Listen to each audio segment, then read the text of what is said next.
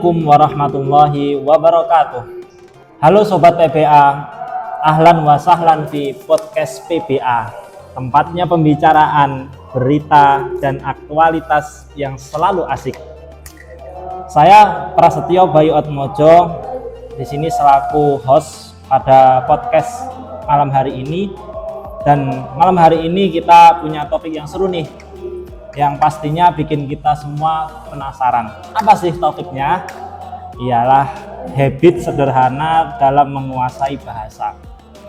Kita semua tahu menguasai bahasa baru itu bisa menambah banyak sekali peluang keren, luar biasa. Tapi bagaimana sih caranya agar ketika kita belajar bahasa itu tidak tertekan, tidak terasa berat? Nah, pada episode kali ini kita bakal membahas kebiasaan-kebiasaan sederhana yang bisa bikin kita itu jago berbahasa. Baik itu dari trik-trik kecil yang bisa kita terapkan dalam kehidupan sehari-hari kita, ataupun tips-tips dari para ahli yang sudah memang terbukti sukses. Jadi siap-siap ya, ambil posisi yang nyaman, siapkan cemilan, dan mari kita mulai obrolan seru ini. Hayya bina natakallam. Teman-teman, pada kesempatan kali ini kita kedatangan host yang luar biasa nih. Siapa sih yang tidak kenal dengan beliau? Pasti seluruh mahasiswa di kampus kita UIC itu kenal dengan beliau. Setiap acara-acara besar itu beliau muncul untuk menerjemahkan dari muhadharah ceramahnya Syekh, yaitu Akhina Ahmad Rosyidi. Selamat datang Akhi Rosyidi. Selamat datang. Bagaimana kabarnya? Alhamdulillah bikhair, tamam. Masya Allah, luar biasa. Kesibukannya apa sih? Ngomong-ngomong akhir-akhir ini kelihatannya sibuk banget gitu. Kalau untuk sekarang ini kesibukannya kuliah, Ya. fokus untuk persiapan KKN dan juga PPL, Ya. dan juga masih menjabat sebagai ketua di JKH. Ini kan banyak teman-teman yang terpukau dengan Akhi Rosyidi dari PBA dengan luar biasanya kemampuan keterampilan berbahasanya. Nah, pada kesempatan podcast malam ini kita ingin tahu lebih jauh bagaimana sih tentang bahasa Arab, bagaimana trik-trik yang luar biasa untuk kita itu belajar lebih menarik, lebih enteng, lebih simpel. Nah, kira-kira Akhi Rosyidi sejak kapan sih tertarik dengan bahasa Arab itu? Oke, kalau untuk tertarik ya, saya jujur Ya. awal-awal dulu ketika saya masuk MTS itu di Qomarul Huda, saya tuh paling benci bahasa Arab awal-awal dulu. Kok bisa seperti itu? Ya, karena bahasa Arab itu, karena saya backgroundnya bukan MI ya, jadi saya SD, dan memang saya pertama kali mengenal bahasa Arab ketika masih kelas 1 MTS itu dulu. Nah, saya rasakan kesulitan, saya rasakan kayak kok nggak bisa masuk pelajaran ini, pelajaran yang lain, SKI dan kawan-kawan bisa masuk, cuman yang bahasa Arab ini kayak nolak gitu di hati saya gitu. Nah, akhirnya ketika saya kelas 1 MTS semester 2, saya dipertemukan dengan seorang ustazah. Nama beliau Ustazah Kusmidawati. Ya. Alhamdulillah pada saat itu beliau menjabat sebagai wali kelas kami, dan saya sebagai ketua kelas. Nah, ketika itu beliau sangat memperhatikan saya, jadi saya setiap hari selalu laporan ke beliau, dan ketika pelajaran beliau, ketika saya dilihat lemah di bahasa Arab, beliau langsung merangkul saya. Dia nanya, kenapa Rosyidi agak lemah di bahasa Arab? Akhirnya saya curhat, saya tidak punya basic di sini, saya bilang, dan seterusnya. Akhirnya dari beliau lah saya pun kemudian mulai mencintai bahasa Arab. Beliau sering kayak ngobrol santai dengan saya, beliau kayak sering kasih perhatian, bahkan beberapa kali sering kasih hadiah ke saya. Akhirnya dengan sebab saya dengan sebab saya akrab dengan guru saya itu, akhirnya saya pun mulai mencintai pelajaran. Berarti banyak sekali ya peran guru dalam menumbuhkan kecintaan ke rasa ingin tahuan terhadap pelajaran itu sangat penting sekali ya berarti. Ya, betul banget. Nah, berarti kira-kira motivasi untuk cinta bahasa Arab itu yang garis besarnya kayak gimana sih? Untuk garis besarnya, Yeah. Pertama saya mencintai bahasa Arab itu karena saya merasa ketika saya sudah bisa bahasa Arab itu, semua hal yang kaitannya dengan agama itu semakin mudah untuk saya pahami. Contohnya seperti apa? Contoh, seperti saya dulu ketika masih MTS itu, saya belajar ilmu nahwu sorof. Ketika saya mempelajari bahasa Arab, kemudian saya menelaah kitab-kitab yang terkait dengan nahwu shorof atau fikih dan seterusnya, saya merasa kemudahan itu sangat terasa pada diri saya gitu. Jadi saya lebih gampang untuk memahami, saya bisa menelaah sendiri. Nanti ketika saya ngaji, saya tinggal menanyakan kepada ustadz apa yang saya tidak pahami. Ketika antum mempelajari bahasa, ternyata di sana antum menemukan ketertarikan yang luar biasa sehingga sampean untuk lebih giat belajar gitu ya. Nah, seperti itu. Nah, ngomong-ngomong Akhi Rosyidi, ketika seorang santri ataupun mahasiswa belajar bahasa Arab itu kan otomatis ada penunjang-penunjangnya nih. Iya. Nah, kira-kira habit apa sih yang Akhi Rosyidi terapkan ketika belajar bahasa Arab sampai detik ini? Oke. Untuk ini saya flashback dulu ke zaman MTS saya. Karena habit saya dimulai dari sana. Jadi pagi saya full ngaji kan. Kemudian sampai sore sekolah, kemudian sorenya nanti setoran dan seterusnya. Nah, ketika maghrib di tempat ngaji saya itu di sana itu memang memfokuskan kami untuk belajar bahasa Arab. Jadi habis maghrib sampai jam 9 itu saya ngaji di sana. Dan itu berlangsung selama hampir 6 tahun. Pengantarnya bahasa terus? Untuk pengantarnya bahasa Indonesia, cuman memfokuskan ke pembelajaran bahasa Arab sambil kita belajar muhadasah di sana. Dan itu berlangsung sampai bertahun-tahun. Dan kemudian kami merasakan hasilnya setelah bertahun-tahun belajar itu. Jadi salah satu habit yang harus kita biasakan, kita harus mengkhususkan satu waktu dalam keseharian kita yang 24 jam itu untuk bahasa Arab itu sendiri. Jadi kita konsisten, kita komitmen untuk mengkhususkan waktu ini untuk bahasa Arab itu sendiri. Itu salah satu habit yang saya tanamkan dari dulu. Berarti kuncinya kita itu ketika belajar bahasa itu harus dawam ya. Setiap hari kita terus menerus, insya Allah ada hasilnya. Ya, betul. Nah, menurut Akhi Rosyidi, kita ini kan zaman Gen Z itu kan tidak terlepas dengan teknologi ya. Siapa sih yang tidak bisa dipisahkan dengan teknologi HP ataupun bahkan sekarang itu muncul yang lagi booming AI itu. Nah, kira-kira dengan maraknya teknologi itu kira-kira efektif nggak untuk membantu dalam penunjang pembelajaran bahasa? Kalau untuk penunjang-penunjang tadi yang telah disebutkan, untuk kita yang generasi Z ini itu sangat bagus sekali. Pertama karena memang itu lebih nanti menunjang kita di media. Ketika kita mengajar kan medianya banyak, medianya akan lebih lengkap. Nah, itu akan lebih memudah kita untuk belajar bahasa Arab itu sendiri. Semisal contoh yang sudah viral gitu kan, ketika kita melihat Kinaki gitu, ketika dia ngomong bahasa Inggris dengan orang luar negeri dan seterusnya, dengan adanya media tersebut dia akan lebih mudah untuk cepat berkembang di dalam dunia bahasa gitu.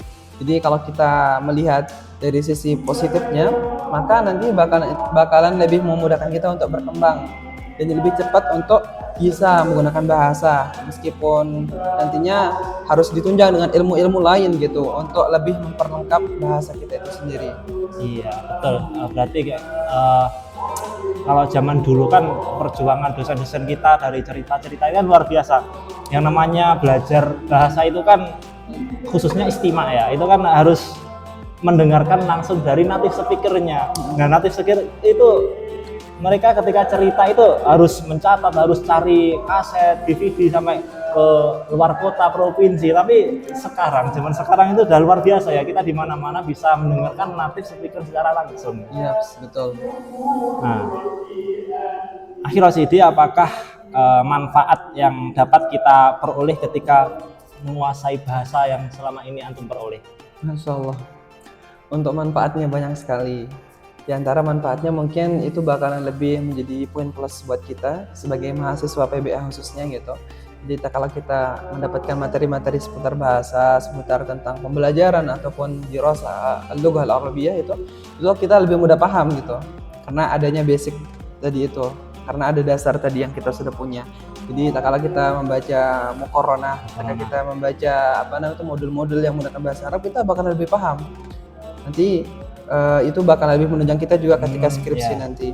Kemudian manfaat selanjutnya adalah itu tadi, khususnya di pondok kita, di kampus kita yang sering kedatangan para masyayikh dari Mesir, dari Sudan, dari Arab Saudi dan seterusnya, itu akan lebih mengundang kita. Jadi kita lebih maksimal tak kalah nanti mereka mengajarkan kita di halakoh-halakoh, ketika kita diajarkan oleh mereka di sebuah tempat-tempat yang khusus untuk taklim, kita akan lebih mudah paham tanpa adanya kesulitan-kesulitan. Jadi kita bakalan lebih maksimal untuk mendapatkan ilmu dari mereka. Dan satu lagi mungkin kalau dari saya pribadi, manfaat yang saya rasakan itu dunia kerja itu akan lebih terasa mudah. Jadi dari sekarang itu mengingat peluang kerja guru bahasa Arab di Indonesia itu sangat luas karena masih sedikit lulusan pendidikan bahasa Arab kan. Betul sekali. Dan juga saya kebetulan bergabung di IMLA, Ittihadul Madaris Al-Lughatil Arabiyyah. Itu saya merasakan manfaatnya. Jadi ketika saya mengikuti muktamar kemarin di Lombok, muktamar IMLA di Lombok itu, saya merasakan di sana itu kan full. Orang-orang sana itu kan semua guru bahasa Arab, dan memang ketika muktamar itu pun pengantarnya bahasa Arab. Jadi saya alhamdulillah merasakan manfaatnya ketika muktamar itu saya bisa memahami apa yang dipresentasikan oleh para mutaqaddimin itu. Ya, jadi begini ya Hirosidi, itu kan menurut pandangan perspektif kita sebagai mahasiswa pendidikan bahasa Arab, sebagai perspektif mahasiswa kampus sendiri, itu manfaatnya seperti itu. Lantas bagaimana manfaatnya menurut yang didapatkan oleh orang umum yang lainnya ketika di luar sana untuk bisa mempelajari bahasa Arab itu sendiri? Untuk manfaat umum bagi mereka. Jadi tak kalah kita memahami bahasa Arab dan kita memberikan manfaat untuk mereka seperti itu ya. Jadi tak kalah kita sudah memiliki basic bahasa Arab, kita bisa membantu mereka untuk orang umum, dalam arti orang umum untuk memahami bahasa Arab dengan cara kita semisal ketika ketika berada di lingkup masyarakat, kita membuat bi'ah. Nah, tak kala kita membuat bi'ah, maka orang yang di sekitar kita pun akan merasakan manfaatnya. Oh, ternyata dengan kita sering menerapkan bahasa, maka orang-orang yang sering mendengar itu pun tertarik dan kemudian ingin untuk belajar bahasa. Seperti yang kita tahu di tempat-tempat seperti Al-Azhar Pare, Al-Azhar Markas Arabiyah dan tempat-tempat lain. Jadi akan berpengaruh juga, berefek pula pada masyarakat yang ada di sekitarnya itu. Nah, itu yang kalau seandainya kita sebagai seorang pengajar, kita bisa menyusun buku, kita bisa menyusun komus dan seterusnya. Nanti kita bisa gunakan itu untuk pengajaran masyarakat umum itu. Dan kita ketika sebagai umat Islam kan tidak terlepas ya kemungkinan kayak istilah-istilah sholat, ibadah, fikih itu kan terkait dengan bahasa Arab. Itu seperti apa? Kaitannya dengan manfaat pembelajaran bahasa Arab itu tadi? Itu tadi, kalau kita sudah memahami daripada bahasa Arab, maka itu akan menunjang kita juga dalam hal ibadah. Jadi salah satu miftahuddin, salah satu kata salah seorang sahabat yakni Madana qala yani al-lughah al-arabiyyah hada yani nisfu min ad-din. Jadi ta'allum al-lughah al-arabiyyah fa innaha nisfun min dinikum. Maka pelajarilah bahasa Arab karena itu merupakan sebagian dari agama kalian. Betul. Jadi itu adalah salah satu perantara, salah satu kunci kita untuk bisa memahami agama. Jadi alangkah baiknya tak kala kita ingin memulai belajar agama, kita memulai dengan belajar bahasa Arab. Jadi gini Hirosidi, mengingat di kampus kita kan sering kedatangan masyayikh yang dari luar negeri, itu kan otomatis ada pendamping di situ untuk menerjemahkan, untuk mentranslate apa yang beliau sampaikan, dan itu kan merupakan impian daripada teman-teman mahasiswa yang lainnya. Kira-kira keterampilan apa sih yang dibutuhkan agar seseorang itu bisa menjadi mutarjim seperti Hirosidi sampai saat ini itu? Kalau apa di tips dan trik keterampilannya apa saja yang harus kita miliki agar bisa menerjemahkan itu tadi. Jadi pertama yang harus kita lebih maksimalkan itu adalah kita sering-sering istima'. Saya paling menekankan pada istima' itu sendiri. Jadi saya beberapa kali, hampir setiap hari dulu ketika semester 1, 2, 3 itu, tapi sekarang sudah hampir jarang ya, kadang-kadang sekarang seminggu atau 2 minggu sekali. Jadi saya itu selalu membiasakan diri untuk langsung mukalamah dengan para orang Arab. Jadi kebetulan saya punya beberapa kontak orang Mesir, orang Sudan, kemudian orang Bautania juga, kemudian juga orang-orang dari Yaman. Saya selalu mukalamah PC atau enggak telepon sama mereka. Itu kan bagi antum ya, yang antum kan punya rasa PD-nya yang luar biasa. Lantas bagaimana ketika teman-teman yang tidak punya rasa PD tapi keinginan untuk belajar bahasa Arab itu tinggi banget, itu seperti apa kira-kira? Oke. Jadi kalau untuk orang-orang yang kurang pede ya, Iya. untuk langsung telepon, itisol sama mereka itu, ya bisa dimulai dengan sering-sering mendengarkan ceramah-ceramah atau sering mendengarkan cerita-cerita yang bahasa pengantarnya itu adalah bahasa Arab. Itu bakalan lebih mendukung kita, bakalan lebih memperkuat bahasa yang akan kita pelajari itu. Kalau untuk selain itu ya, selain daripada istimewa, habit yang saya lakukan untuk mempermudah kita menerjemah itu adalah kita pandai-pandai untuk memberikan kesimpulan dari setiap apa yang kita dengar. Jadi kala kita mendengar ceramah atau penjelasan dari dosen ataupun taklim itu, kita harus pintar-pintar mencatat poin-poin inti dari taklim tersebut. Jadi semisal ada ceramah durasinya 1 jam.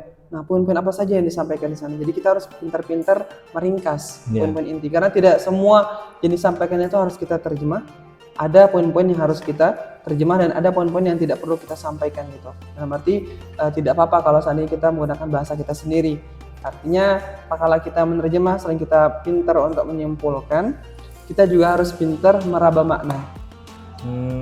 Karena ada beberapa pasti ada, tak kala kita mendengar penjelasan dari para masyayikh itu, ada kata 2-3 yang kita nggak pahamin. Nah, yang kita nggak pahami, maka kita harus meraba makna. Kira-kira makna yang disampaikan itu apa? Pakai perasaan ya, Zaukul Arabi kira-kira. Nah, pakai zauk. Jadi kalau kita pakai zauk itu akan menjadikan kita, oh ternyata makna yang disampaikan itu seperti ini. Kita bisa lihat dari gesturnya, dari raut mukanya dan seterusnya. Itu bakal lebih mempermudah.